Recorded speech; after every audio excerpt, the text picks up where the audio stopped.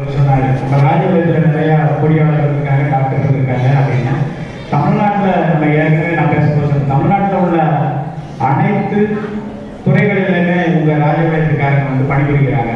யாருக்கும் தெரியாமல் இருக்கிறத தவிர எல்லாருமே இன்னைக்கு ஏதாவது ஒரு டிபார்ட்மெண்ட்டை சொல்லுங்க, போலீஸ் சொல்லுங்க, அந்த ஒரு இருப்பாரு, எஜுகேஷன், ரயில்வேஸ் எல்லாமே இருக்காரு.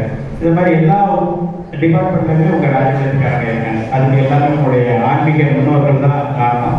அதையும் அழகாக வந்து சொல்றாரு. இப்போ சமீபத்தில் நம்முடைய ராஜபாளையத்தை பொறுத்த அளவுக்கு தெற்கு வைத்தியநாதபுரத்தை சேர்ந்த 3 பேர் வந்து ஒரு ஆள் இன்கம் டேக்ஸ் ஆஃபீஸ்க்கு, இந்தியன் பேங்க்கு, நம்முடைய டீச்சராகவும் ஒருத்தர் 3 பேர் போயிருக்காங்க. அவங்கள பற்றி அறிவிக்க சொன்னாங்க.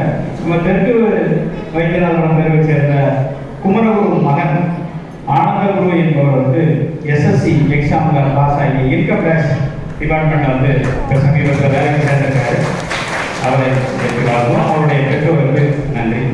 அடுத்து இதே தெருவை சேர்ந்த ராமகிருஷ்ணன் மனைவி தேவி என்பவர் வந்து டெட் எக்ஸாமில் பாஸ் ஆகி இடைநிலை ஆசிரியராக பணியில் சேர்ந்திருக்காங்க. அவங்களுக்கு வாழ்த்துக்கள்.